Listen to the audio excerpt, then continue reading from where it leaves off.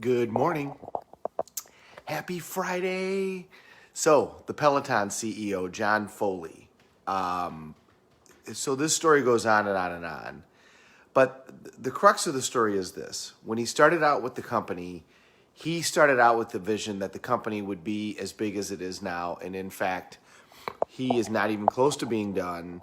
His vision is that the company is going to be significantly bigger. He started out initially to create a company.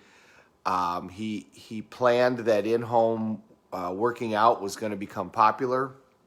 Obviously, the virus accelerated that, but he was still on a great trajectory before that.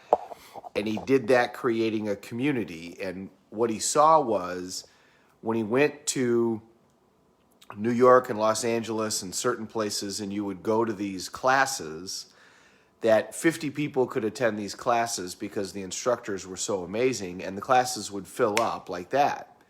And so he said, if I could create a class that was 2,500 people, people would still go because they wanted to be part of this, of this class because it was so amazing. And if I could do it in a way that they could all talk to each other, see what each other was doing, compete against each other, that was his vision right from the beginning. And he wanted to create a community. And he started the company 9 years ago.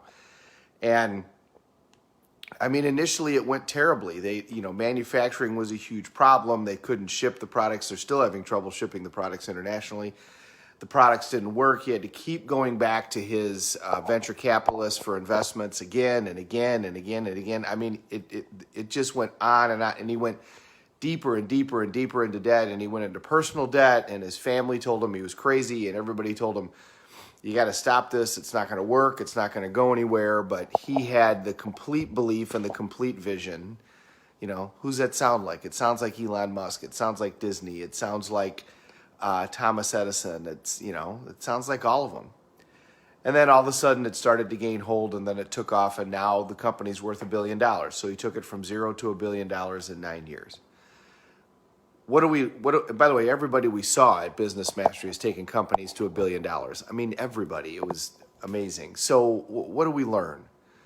He knew his outcome. He had a vision, and he had a belief in it. And the belief encapsulated everybody that he worked with. The people, a true leader, a true visionary inspires the way. They inspire others. Not only do they inspire themselves with their vision, but they inspire other people with their vision. That's a true leader. That's a true visionary. So he inspired the way, and did that so well that he got people to put up their money again and again and again, even when it looked like this isn't going to go anywhere. This just isn't going to work. They kept putting up their money because they kept believing in him. And then he didn't compromise. He knew exactly what he wanted. He didn't compromise on the value of the bikes. He didn't compromise on the value of the treadmills. Everybody said the price point was too high, and he said, no, they need this level of quality in order for it to work the way that it needs to work, because we're not just giving them an exercise bike. We're creating a community. We're creating an online platform for people to work out on for the rest of their life. He knew what his vision was. He took massive action, and then he kept adjusting. Things didn't work at the beginning. He couldn't get things to ship. He couldn't get things to work right.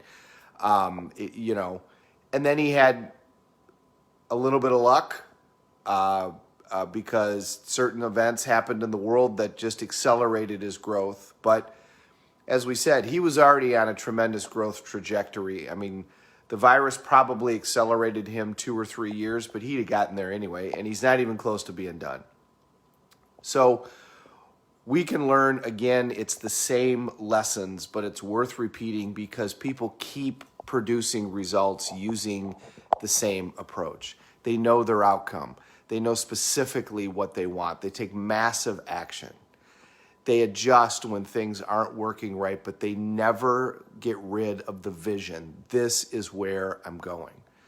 The way that I'm going might not work.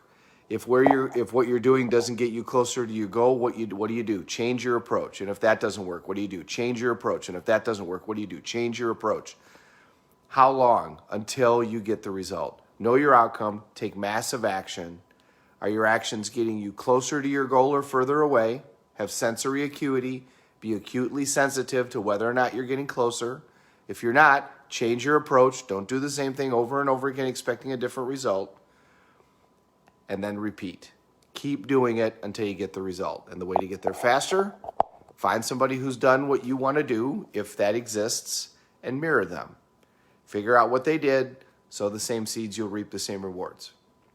This is not new. This is not rocket science. This is not easy, especially when you decide I'm going to start a company that's $1 billion. And he doesn't care about the money. He never cared about the money. His vision is the company, is the platform. His vision is, I want to create this opportunity for everybody to interact in this fashion and work out this way. That was his vision. His vision isn't the money. And by the way, that's true for most of those guys. Elon Musk's vision isn't the money. Hell, he made $100 million and put it all into 2 other companies. Disney never cared about the money. His brother did, but he didn't.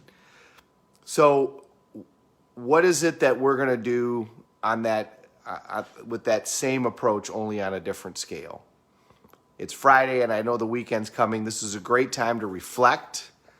How productive were you this weekend? How'd you do? Did you get closer to your goal, or did you go further away? Do you need to change your approach? Did you take enough action? Do you have a clear enough vision? Those are the good questions to ask yourself as we head into Friday.